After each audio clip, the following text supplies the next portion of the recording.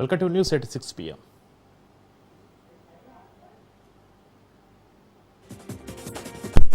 ముందుగా గ్రేటర్ హైదరాబాద్ విశేషాలను పరిశీలిస్తే సీఎం రేవంత్ రెడ్డి నివాసంలో రక్షాబంధన్ వేడుకలు జరిగే మహిళా మంత్రులు సీఎం రేవంత్కి రాఖీ కట్టారు. రేవంత్ రెడ్డికి మంత్రులు సీతక్క, కొండ సురేఖ రాఖీ కట్టారు. రక్షాబంధన్ సందర్భంగా ముఖ్యమంత్రి రేవంత్ రెడ్డికి మహిళా మంత్రులు రాఖీలు కట్టారు. మంత్రులు కొండ సురేఖ, సీతక్క, పార్టీ నేతలతో పాటు మలక్పేట ప్రభుత్వ అంధ బాలికల పాఠశాల విద్యార్థులు రాఖీలు కట్టి శుభాకాంక్షలు తెలిపారు. ఇక ఉప ముఖ్యమంత్రి బట్టి విక్రమార్క, మంత్రులు పొన్నం ప్రభాకర్, కోమటిరెడ్డి వెంకటరెడ్డి, స్పీకర్ గడ్డం ప్రసాద్ తదితరులకు మంత్రి సీతక్క రాఖీలు కట్టి మిఠాయిలు తినిపించారు.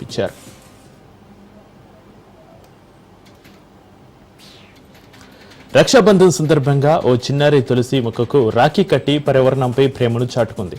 అన్న చెల్లెళ్ల బంధానికి ప్రతీకగా జరుపుకునే రాఖీ పండుగను చిన్నారి భిన్నంగా జరుపుకుంది. ప్రకృతే మనకు నిజమైన రక్షకుడిగా భావించిన చిన్నారి గానవి తులసి మొక్కకు రాఖీ కట్టి పర్యావరణాన్ని రక్షించాలని కోరింది. ప్రతి ఒక్కరూ మొక్కలను రక్షించాలని చిన్నారి గానవి కోరారు. రక్షాబంధన్ పండుగను కేవలం మానవ బంధాలకు మాత్రమే కాకుండా ప్రకృతితోనూ బంధం కట్టే పండుగగా మార్చింది ఈ చిన్నారి గానవి.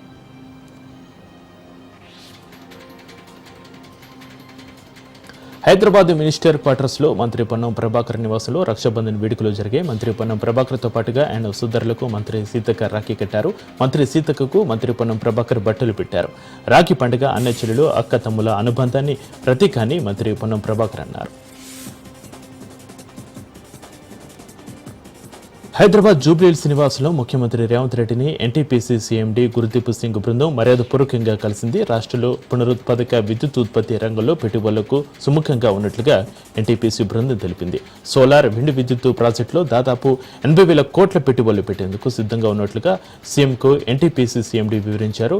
ఫ్లోటింగ్ సోలార్ ఉత్పత్తికి సంబంధించి రాష్ట్రంలో 6,700 మెగావాట్ల సామర్థ్యానికి అవకాశం ఉందని తెలిపారు. రాష్ట్రంలో పెట్టుబడులు పెట్టేందుకు ఎన్టీపీసీకి అన్ని విధాలుగా సహకరించేందుకు తాము సిద్ధంగా ఉన్నట్లుగా ముఖ్యమంత్రి రేవంత్ రెడ్డి స్పష్టం చేశారు.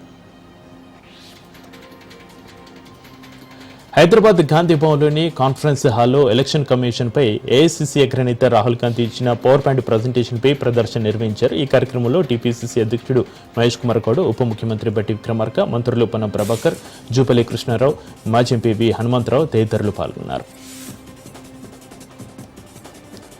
రక్షాబంధన్ సందర్భంగా మంత్రి కోమటిరెడ్డి వెంకటరెడ్డికి మంత్రి సీతక్క రాఖీ కట్టారు. ఒకరికొకరు స్వీట్స్ తినిపించుకుని రాఖీ పండుగ శుభాకాంక్షలు తెలిపారు. అన్న చెల్లెల, అక్క తమ్ముల అనుబంధాన్ని చాటే రాఖీ పండుగ ప్రతి ఒక్కరూ ఆనందోత్సాహాల నడుమ జరుపుకోవాలని మంత్రి కోమటిరెడ్డి వెంకటరెడ్డి ఆకాంక్షించారు.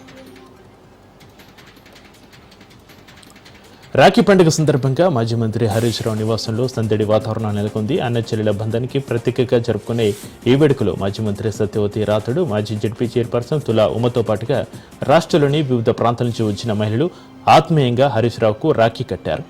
ఆరోగ్యాలతో ఉండాలని ఆశీర్వదించారు.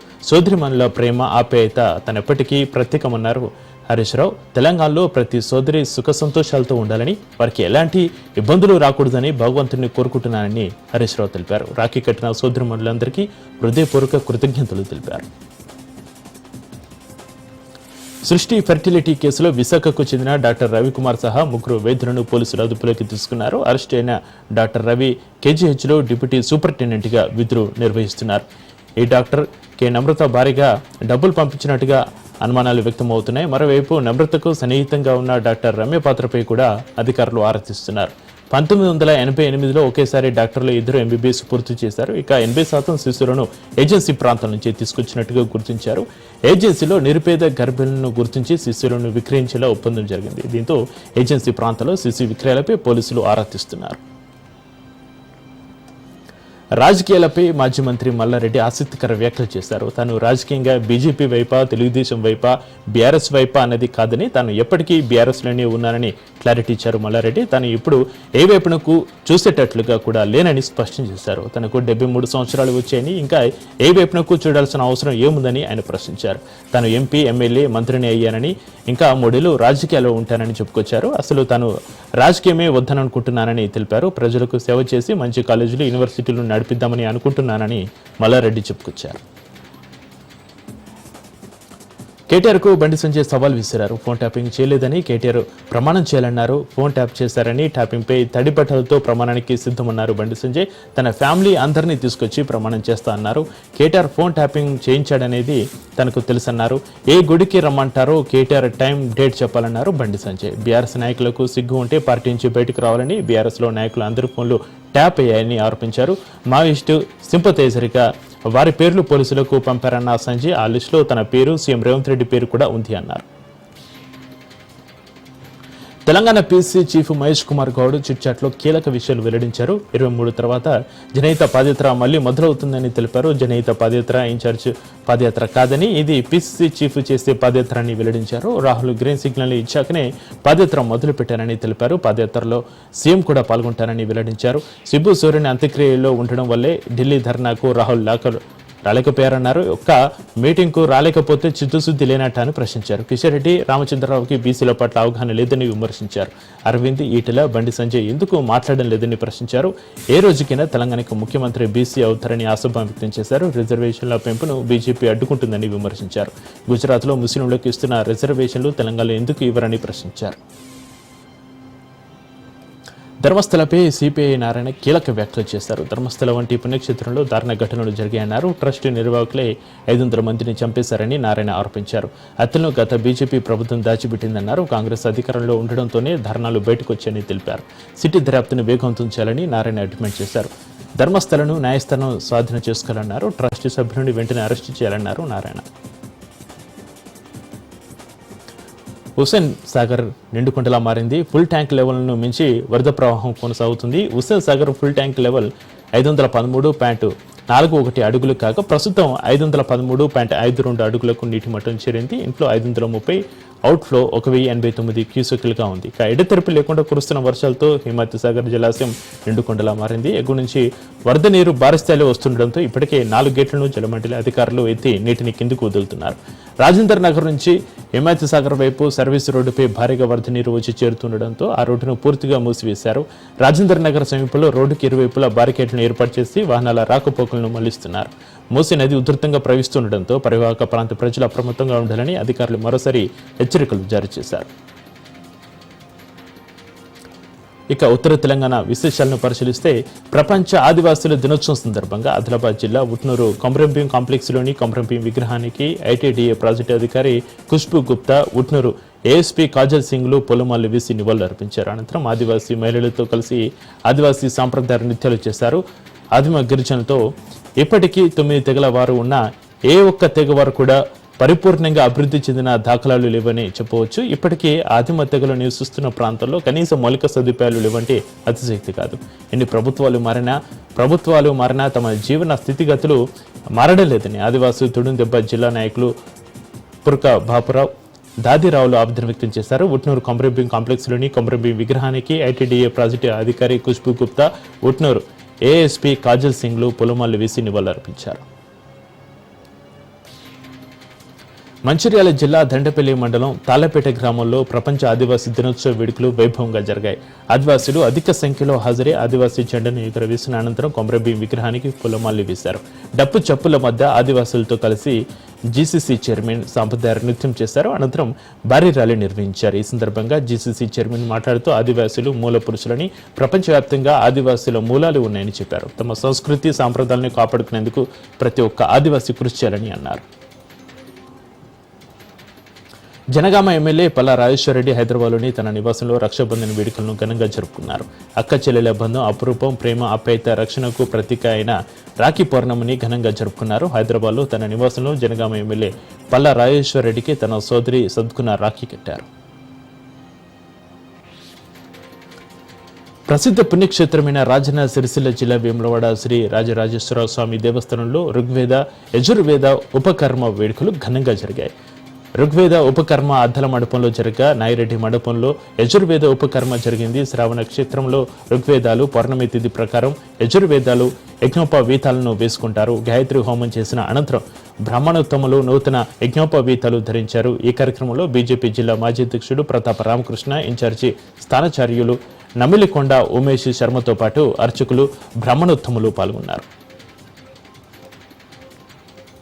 వారం రోజుల క్రితం వరుసగా 2 రోజులు పశువులను అపహరించడంతో నిర్మల్ జిల్లా మూతలు మండల కేంద్రంలోని గ్రామాలు ఒక్కసారిగా ఉలిక్కిపడ్డాయి. ఇక మూతల నుంచి మహారాష్ట్రకు వచ్చిపోయే రహదారులు అధికంగా ఉండడంతో దొంగతనాలు చేయడం సులువుగా మారింది. ఎలాగైనా దొంగతనాలను అరికట్టాలని మూతలోని యువకులు ముందుకొచ్చి ప్రతిరోజు వంతుల వారిగా ఆయా కాలనీలో గస్తీ నిర్వహిస్తూ దొంగతనాలను నివారించేందుకు తమ వంతు ప్రయత్నం చేస్తున్నారు. అదేవిధంగా అన్ని గ్రామాల్లో గస్తీ నిర్వహిస్తూ దొంగతనాలకు చెక్ పెట్టవచ్చని చెబుతున్నారు.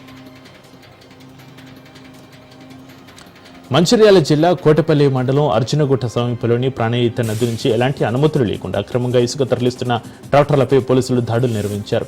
ఎస్ఐ రాజేందర్ తన సిబ్బందితో కలిసి నమ్మదగిన సమాచారం మేరకు ఈ దాడులు నిర్వహించారు. పలువురు డ్రైవర్లు, ట్రాక్టర్ యజమానులను పట్టుకున్నారు. ఈ దాడిలో డ్రైవర్లు అట్టెల వెంకటేష్, గగ్గురి జగన్, ట్రాక్టర్ ఓనర్లు గోనె సత్యనారాయణ, మణిశెట్టి ప్రశాంత్పై కేసులు నమోదు చేశారు. అక్రమంగా ఇసుక రవాణా చేస్తే కఠిన చర్యలు తప్పవని ఎస్ఐ రాజేందర్ హెచ్చరించారు.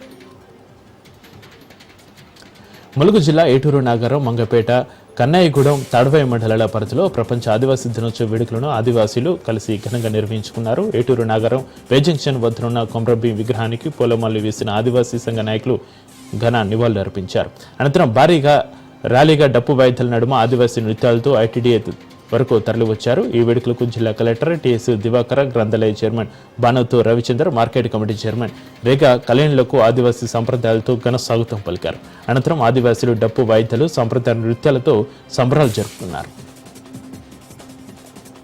మహబూబాబాద్ జిల్లా బయ్యారం మండలం గంధంపల్లి కొత్తపేట గ్రామంలో ఆదివాసీ కొమరంభీం విగ్రహానికి పూలమాలలు వేసి జెండాను ఆవిష్కరించారు. ప్రపంచ ఆదివాసీ దినోత్సవం సందర్భంగా బయ్యారం మండలం ఆదివాసీ బిడ్డలు ఘనంగా నిర్వహించారు. ఏజెన్సీలో అగ్రకుల నాయకులతో ఆదివాసీ బిడ్డలు ఎన్నో అవస్థలకు గురవుతున్నారని, మన హక్కుల సాధనకు పోరాడాలని పిలుపునిచ్చారు.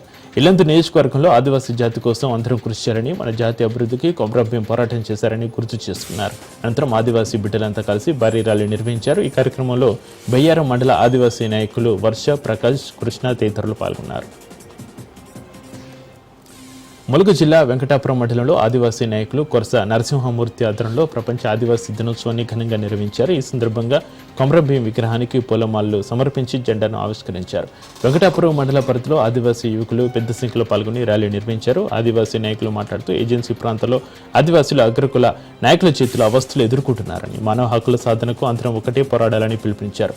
కొమరంభీం ఆశయాలను సాకారం చేయడం ద్వారా మన జాతి అభివృద్ధి సాధ్యమవుతుందని, ములుగు నియోజకవర్గంలో ఆదివాసీ జాతి కోసం ప్రతి ఒక్కరూ కృషి చేయాలని కోరారు. హన్మకొండ జిల్లా పరకాల పట్టణంలోని బస్టాండ్లో రాఖీ పండుగను పురస్కరించుకుని ప్రయాణికులు బస్సులు లేక అవస్థలు పడ్డారు. అన్న చెల్లెల అనుబంధానికి ప్రతీకైన రాఖీ పండుగ సందర్భంగా అన్న లేదా తమ్ముడికి రాఖీ కట్టాలని ఆడపడుచులు త్వరగా ప్రయాణాలు కొనసాగిస్తున్నారు. ప్రయాణాలతో పరకాల బస్టాండ్ ప్రాంతం రద్దీగా మారింది. పోలీసులు ఎటువంటి ట్రాఫిక్ ఇబ్బంది లేకుండా చర్యలు తీసుకున్నారు. జోగులాంబ గద్వాల జిల్లా ఆలంపూర్లో జోరు వాన కురిసింది. అన్ని మండలాల్లో భారీ వర్షం కురిసింది. దీంతో వాగులు వంకలు పొంగి పొర్లుతున్నాయి. ప్రయాణికులకు, వాహనాల రాకపోకలకు ఇబ్బందులు తప్పడం లేదు. కాబట్టి బ్రిడ్జి నిర్మాణాలు చేపట్టాలని ప్రజానీకం కోరుతుంది. ఐజా మున్సిపాలిటీలో చెప్పినా పట్టించుకోవడం లేదని స్థానికులు ఆవేదన వ్యక్తం చేస్తున్నారు. మంచిర్యాల జిల్లాలో ఉధృత పరిస్థితి చోటు చేసుకుంది. పాలగిరి గూడెంలో అటవీశాఖ అధికారుల ఓవర్ యాక్షన్ వెలుగు చూసింది. గిరిజనులు వేసుకున్న గుడిసెలను అధికారులు తొలగించారు. దీంతో గిరిజనులు అటవీశాఖ అధికారుల మధ్య ఘర్షణ చోటు చేసుకుంది. అటవీ భూమిలో ఉన్న అక్రమ నిర్మాణాలను తొలగిస్తున్నట్లుగా అధికారులు తెలిపారు. తమకు న్యాయం చేయాలని గిరిజనులు డిమాండ్ చేశారు. నిర్మల్ జిల్లా పెంబి మండలంలో కడం వాగు ఉప్పొంగుతుంది. దీంతో ప్రాణాలు అరచేతిలో పెట్టుకుని వాగు దాడుతున్నారు. మండలంలోని పసుపుల, కొలంగూడ, హరిచందు తాండా, తులసిపేట గ్రామాలకు పోవాలంటే కడంవాగు దాటాల్సిన పరిస్థితి ఏర్పడింది.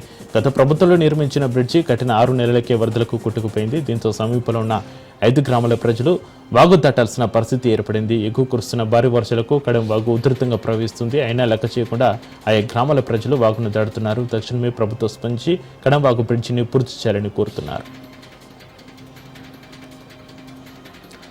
వరంగల్ సీకేఎం హాస్పిటల్లో గర్భిణులు ఆందోళనకు దిగారు. ఆసుపత్రిలో వైద్యులు, నర్సులు దురుసుగా ప్రవర్తిస్తున్నారని ఆరోపించారు.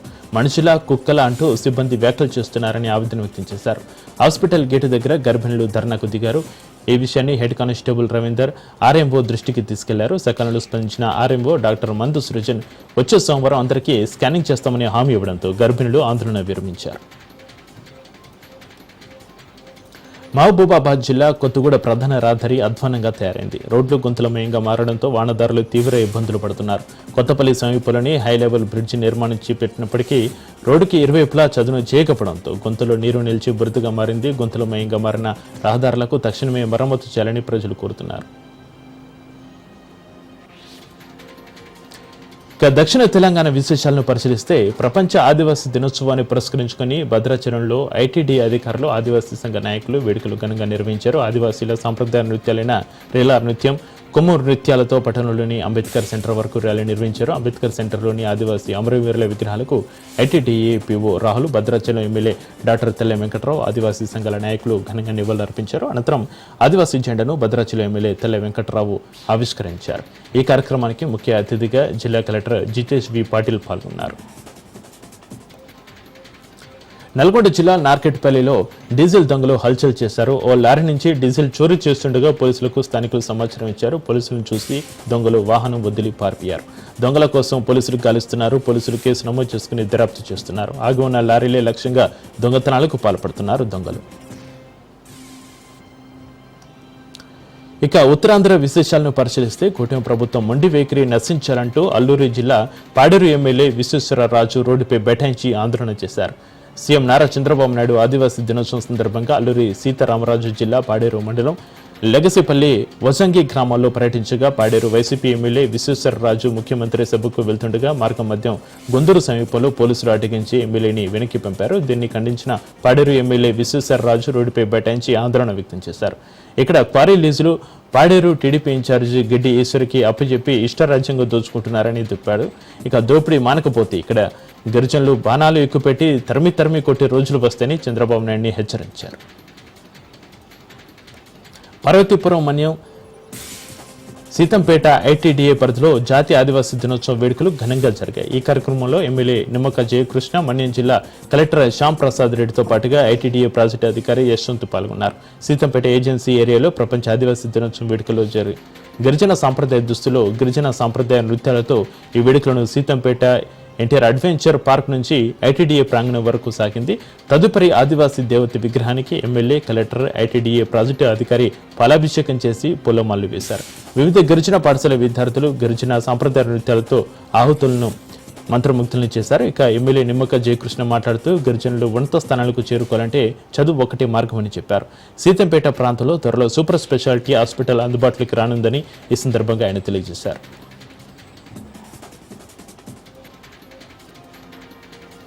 ఇక కోస్తాంధ్ర విశేషాలను పరిశీలిస్తే వైసీపీ అధినేత మాజీ సీఎం వైఎస్ జగన్ రాఖీ పండుగ శుభాకాంక్షలు తెలిపారు. రాష్ట్రంలో ప్రతి అక్కకు, ప్రతి చెల్లెమ్మకు, ప్రతి ఒక్క పాపకు, ప్రతి ఒక్క మహిళకు ఆయన శుభాకాంక్షలు తెలియజేశారు.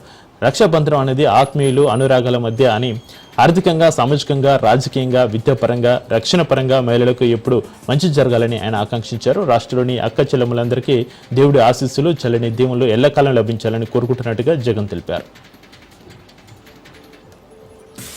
ఏలూరు జిల్లా బుట్టయ్యగూడెం మండలం కోట రామచంద్రాపురం ఐటీడీఏ కార్యాలయ ఆవరణంలో అంతర్జాతీయ ఆదివాసీ దినోత్సవ వేడుకలు ఘనంగా నిర్వహించారు. ఈ కార్యక్రమంలో Polavaram MLA Chirri Balaraju, TRICOR chairman Borgam Srinivasu, ZP chairperson Ganta Padmasri, PO Ramulu Naik, పలు ఆదివాసీ నాయకులు పాల్గొన్నారు. ఆదివాసీలు గిరిజన సంస్కృతి సంప్రదాయ పద్ధతిలో స్వాగతం పలికారు. ఈ సందర్భంగా ఆదివాసీ జాతీయ జెండాలు ఆవిష్కరించారు. గిరిజన అభివృద్ధికి ప్రతి ఒక్కరూ కృషి చేయాలని పిలుపునిచ్చారు. పోరాటాల పురిటి గడ్డకి పెరుగంచిన చీరలకు ఎమ్మెల్యేని చేసిన ప్రజలకు తాను రుణపడి ఉంటానని ఎమ్మెల్యే మాలకొండి అన్నారు. Chirala VRS and YRN college మైదానంలో 36వ Andhra Pradesh juniors inter district athletics championship పోటీలను ఎమ్మెల్యే మాలకొండ చేతుల మీదుగా ప్రారంభించారు. క్రీడాకారుల గౌరవ వందనం స్వీకరించిన ఆయన స్వయంగా పరుగు తీసి క్రీడాకారుల్లో ఉత్సాహాన్ని నింపారు. 3 రోజుల పాటు జరగనున్న ఈ ఛాంపియన్షిప్లో రాష్ట్రంలోని వివిధ విభాగాలకు చెందిన సుమారు 2000 మంది క్రీడాకారులు పాల్గొంటారు. 50 ఏళ్ల తర్వాత రాష్ట్ర స్థాయి అథ్లెటిక్స్ పోటీలు తాను ఎమ్మెల్యేగా ఉన్న చీరాల ప్రాంతంలో జరగడం చాలా ఆనందంగా ఉందని కొండి అన్నారు. ఎన్టీఆర్ జిల్లా కొండూరు మండల కేంద్రంలోని గిరిజన సంక్షేమ పాఠశాలలో ప్రపంచ ఆదివాసీ దినోత్సవ వేడుకలు ఘనంగా జరిగాయి. ఈ కార్యక్రమంలో జిల్లా collector doctor G Lakshmisha, MLA K Srinivasarao తదితరులు పాల్గొన్నారు. గిరిజన విద్యార్థులతో కలిసి జిల్లా collector Lakshmisha, MLA K Srinivasarao సాంప్రదాయ నృత్యం చేశారు. ఆంధ్రప్రదేశ్ రాష్ట్ర ఎన్నికల కార్యాలయం ముందు వైసీపీ నేతలు ధర్నా నిర్వహించారు. పులివెందుల స్థానిక సంస్థల ఎన్నికల్లో కూటమి సర్కారు అధికార దుర్వినియోగానికి పాల్పడుతుందని వైసీపీ ఆరోపిస్తుంది. కూటమి ప్రభుత్వానికి వ్యతిరేకంగా నినాదాలు చేస్తూ ప్రజాస్వామ్యాన్ని కాపాడాలని ఎన్నికల సంఘం ముందు ధర్నా చేశారు. పులివెందుల గొడవలపై ఈసీకి వైసీపీ నేతలు ఫిర్యాదు చేశారు. ఈసీ కళ్ళు మూసుకుంటే ప్రజాస్వామ్యం కూని అవుతుందన్నారు పేర్ని నాని. పులివెందులో ఓటర్లకు దూరంగా పోలింగ్ బూత్లు తీసుకెళ్తున్నారన్నారు. పులివెందుల్లో పోలీసులు టీడీపీకి వంత పాడుతున్నారని, గోడకు చెప్పినా ఒకటే, ఈసీకి చెప్పినా ఒకటేనని తమకు అర్థమైందన్నారు. ఈసీ అధికారులు, కలెక్టర్, పోలీసులంతా కలిసి పులివెందులో ప్రజాస్వామ్యాన్ని చంపేస్తున్నారన్నారు పేర్ని నాని. పులివెందుల పౌరుషానికి అమరావతి పెత్తందారులకి మధ్య జరుగుతున్న ఎన్నికలని వైసీపీ ఎమ్మెల్సీ రమేష్ యాదవ్ అన్నారు. నామినేషన్లు వేయకుండా అడ్డుకునే ప్రయత్నం చేశారని, ప్రచారానికి వెళ్తే దాడి చేశారని ఫైర్ అయ్యారు. విశాఖలో రక్షాబంధన్ సందర్భంగా విధి నిర్వహణలో ఉన్న పోలీసులకు హోంమంత్రి అనిత రాఖీ కట్టారు. ఎంవీపీ నుంచి ఉషోదయ జంక్షన్ వరకు హోంమంత్రి అనిత ఆటోలో ప్రయాణించారు. ఆటో డ్రైవర్ యోగక్షేమాలను మంత్రి స్వయంగా అడిగి తెలుసుకున్నారు. ఆటో డ్రైవర్ గిరీష్కు మంత్రి అనిత రాఖీ కట్టారు. అనారోగ్యంతో బాధపడుతున్న కానిస్టేబుల్ కొర్లేను పరామర్శించి అనిత రాఖీ కట్టారు. కానిస్టేబుల్ కొర్లేకు మంత్రి ధైర్యం చెప్పారు. కానిస్టేబుల్ కుటుంబానికి అండగా ఉంటామని హామీ ఇచ్చారు. అమరావతిలోని సీఎం నివాసంలో రక్షాబంధన్ వేడుకలు నిర్వహించారు. మంగళగిరి నియోజకవర్గానికి చెందిన మహిళలు మంత్రి నారా లోకేష్కు రాఖీలు కట్టి ఆశీర్వచనాలు అందించారు. మంగళగిరి ఆడబిడ్డలందరికీ తాను ఎల్లప్పుడూ రుణపడి ఉంటానని నారా లోకేష్ చెప్పారు. ఆడపడుచుల ఆశీస్సులతో మంగళగిరిని నంబర్ 1గా తీర్చిదిద్దుతా అన్నారు. ఎన్నికల్లో ఇచ్చిన హామీలను నిలబెట్టుకునేందుకు అహర్నిశలు శ్రమిస్తున్నానని లోకేష్ తెలిపారు. ఇక రాయలసీమ విశేషాలను పరిశీలిస్తే రాష్ట్ర ముఖ్యమంత్రి నారా చంద్రబాబు నాయుడు ఇచ్చిన హామీ మేరకు ఉక్కు పనులు ప్రారంభమయ్యాయి. కడప జిల్లా సున్నపురాలపల్లి గ్రామం వద్ద ఉక్కు పనుల్లో భాగంగా ప్రహరీ నిర్మాణ పనులకు భూమి పూజ చేశారు. జమ్మలమడుగు ఎమ్మెల్యే ఆదినారాయణ రెడ్డి, టీడీపీ నియోజకవర్గ in charge Bhupesh Reddy, JSW company ప్రతినిధులు సుదర్శన్, నూరు భాష హాజరై భూమి పూజ కార్యక్రమంలో పాల్గొన్నారు. ఉక్కు పరిశ్రమ కోసం కేటాయించిన స్థలంలో చుట్టూ 9.5 కిలోమీటర్ల ప్రహరీ కోసం ఇప్పటివరకు 3 కిలోమీటర్ల మేర పనులు జరిగాయని, మిగతా 6.5 కిలోమీటర్ల పనులను పూర్తి చేస్తామని ప్రతినిధులు తెలిపారు. కేంద్ర ప్రభుత్వం సహకారంతో తలపెట్టిన ఈ భారీ పరిశ్రమ మొదటి దశ పనులు పూర్తి చేసి ఉత్పత్తి ప్రారంభిస్తామని ఎమ్మెల్యే ఆదినారాయణ రెడ్డి అన్నారు. నెల్లూరు జిల్లా కావలి రూరల్ మండలం తుమ్మలపెంటలో జల్ జీవన్ మిషన్ శిలాఫలకం పైలను కూల్చివేత ఘటనపై ఎమ్మెల్యే దగ్గుమాటి వెంకటకృష్ణారెడ్డి స్పందించారు. తుమ్మల పంటకు చేరుకుని పైలను కూల్చివేత ప్రాంతాన్ని పరిశీలించారు. వైసీపీ నేత జగరయ్య జేసీబీ ట్రాక్టర్ల సాయంతో తిరుపతి, రాజు, యనాథయ్య ఆధ్వర్యంలోని అర్ధరాత్రి కరెంటు తీసివేసి పైలను ధ్వంసం చేశారన్నారు ఎమ్మెల్యే కృష్ణారెడ్డి. అనంతపురం నుంచి తన వియ్యంకుల సహకారంతో కిరాయి వ్యక్తులను కావలికి తీసుకొచ్చి కుటుంబ ప్రభుత్వానికి చెడ్డ పేరు వచ్చే ప్రయత్నాలు మాజీ ఎమ్మెల్యే ప్రతాప్ కుమార్ రెడ్డి చేస్తున్నారంటూ ఎమ్మెల్యే కృష్ణారెడ్డి విమర్శించారు. ఇలాంటి దుశ్చర్యలకు పాల్పడుతున్న ప్రతాప్ కుమార్ రెడ్డిని ఖచ్చితంగా అడ్డుకుంటామంటూ ఎమ్మెల్యే కృష్ణారెడ్డి హెచ్చరించారు. కర్నూలు జిల్లా మంత్రాలయంలో వెలిసిన శ్రీ గురు రాఘవేంద్ర స్వామి 354వ ఆరాధన ఉత్సవాలు సందర్భంగా టీటీడీ ఏఈఓ శ్రీ రామకృష్ణ తిరుమల తిరుపతి దేవస్థానం నుంచి శ్రీవారి వస్త్రాన్ని తీసుకొచ్చారు. శ్రీ మఠం అధికారులు, పండితులు ఆయన బృందాన్ని మహాద్వారం వద్ద సాంప్రదాయ పద్ధతిలో స్వాగతించారు. గ్రామ దేవత శ్రీ మంచాలమ్మకు చీర సమర్పించిన తర్వాత టీటీడీ ఏఈఓ రామకృష్ణ శ్రీవారి వస్త్రాన్ని శ్రీ రాయరమూల బృందావనానికి అందజేశారు. మఠం పీఠాధిపతి సుబుధేంద్ర తీర్థులు శ్రీ రాయలమూల బృందావనానికి వస్త్రాన్ని సమర్పించారు. టీటీడీ అధికారులు శ్రీవారి శేష వస్త్రం ప్రసాదాన్ని శ్రీ స్వామీజీకి అందజేశారు. ప్రతీకగా శ్రీ స్వామీజీ టీటీడీ ఏఈఓ రామకృష్ణ కుటుంబ సభ్యులను శేష వస్త్రం జ్ఞాపిక ఫలమంత్ర క్షేత్రంలో సత్కరించారు. కంబదూరు మఠలో రాంపురంలో వాన బీభత్సం సృష్టించింది. రాత్రి కురిసిన అక్కల వర్షానికి అరటి, టమాటా పంటలు నేలకొరిగాయి. రాంపురం రైతు మనోజ్కు చెందిన టమోటా, అరటి రాత్రి కురిసిన వర్షానికి కొట్టుకుపోయాయి. అరటి, టమాటాకు 4 లక్షలు పెట్టుబడి పెట్టి సాగు చేసి నష్టపోయినట్లుగా రైతు మనోజ్ ఆవేదన వ్యక్తం చేశాడు. ప్రభుత్వం, స్థానిక ఎమ్మెల్యే తనను పూర్తిగా ఆదుకోవాలని రైతు మనోజ్ వేడుకుంటున్నాడు. బద్వేల్లో భూ ఆక్రమణదారులపై సమగ్ర విచారణకు ప్రభుత్వం ఆదేశించింది. కబ్జా ర్యాలీపై రాజ్ న్యూస్ ప్రసారం చేసిన కథనాలకు అధికారులు స్పందించారు. రెవెన్యూ శాఖ చీఫ్ సెక్రటరీ జయలక్ష్మి విచారణకు ఆదేశాలు జారీ చేశారు. గత వైసీపీ ప్రభుత్వ హయాంలో సాగించిన భూదందాలను ఛేదించాలని జిల్లా అధికారులను ఆదేశించారు. ఇప్పటికే బద్వేలు ఆర్డీఓ చంద్రమోహన్ నేతృత్వంలో విచారణ ముమ్మరం చేశారు. బద్వేలు, కలసపాడు, కాశీనైన పోరుమామిళ్ల గోపవరం మండలంలో భూ ఆక్రమణలను అధికారులు గుర్తిస్తున్నారు. ఇక జాతీయ అంతర్జాతీయ విశేషాలను పరిశీలిస్తే ఆపరేషన్ సింధూర్ వివరాలను ఎయిర్ ఫోర్స్ చీఫ్ వెల్లడించారు. పక్కా ప్రణాళికతో ఆపరేషన్ సింధూర్ నిర్వహించామన్నారు. పాక్కు చెందిన 5 యుద్ధ విమానాలు కూల్చినట్టుగా చెప్పారు.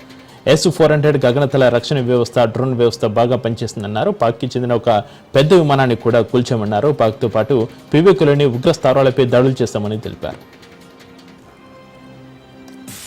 జమ్మూ కాశ్మీర్లో ఆపరేషన్ అక్కల్ కొనసాగుతుంది. కుల్గాంలో భద్రతా దళాలు ఉగ్రవాదుల మధ్య కాల్పులు జరిగాయి. ఉగ్రవాదుల కాల్పులో 2 జవాన్లు వీరమరణం పొందారు. కాల్పులో మరో 10 మంది భద్రతా సిబ్బందికి గాయాలయ్యాయి. మృతులు ప్రిత్పాల్ సింగ్, హర్మిందర్ సింగ్ గుర్తించారు. మృతుల కుటుంబాలకు భారత ఆర్మీ సంతాపం తెలిపింది. అక్కల అటవీ ప్రాంతంలో 4 ఉగ్రవాదులు నక్కి ఉన్నారు. వారి కోసం భద్రతా దళాలు జల్లెడ పడుతున్నాయి.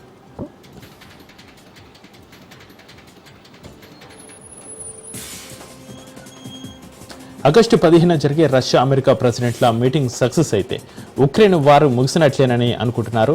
పుతిన్ సై అంటే ట్రంప్ కాల్పుల విరమణ ప్రకటన కూడా చేయొచ్చు అనే టాక్ అయితే వస్తుంది. మరోవైపు అమెరికా బిజినెస్ లాస్ అయ్యే ప్రమాదం తలెత్తింది. రెండో టర్న్లో నోబెల్ ప్రైజ్పై కంపెడాసులు పెట్టుకున్న ట్రంప్ ఇప్పటికే ఇండియా పాకిస్తాన్ యుద్ధాన్ని తానే ఆపినట్లు ప్రపంచ దేశాలకు సందేశాలు పంపుతున్నాడు. ట్రంప్ మాటలను ఇండియా కొట్టివేసింది. మరోవైపు తాజాగా ఉక్రెయిన్ రష్యా యుద్ధాన్ని ఆపేస్తే ప్రపంచవ్యాప్తంగా గుర్తింపు వస్తుందని నోబెల్ శాంతి బహుమతి అమెరికా ప్రెసిడెంట్కు గ్యారంటీ అని టాక్ వస్తుంది. ట్రంప్ నోబెల్ బహుమతి ఆశ ప్రపంచవ్యాప్తంగా ఆయన్ని కమెడియన్ చేస్తుంది.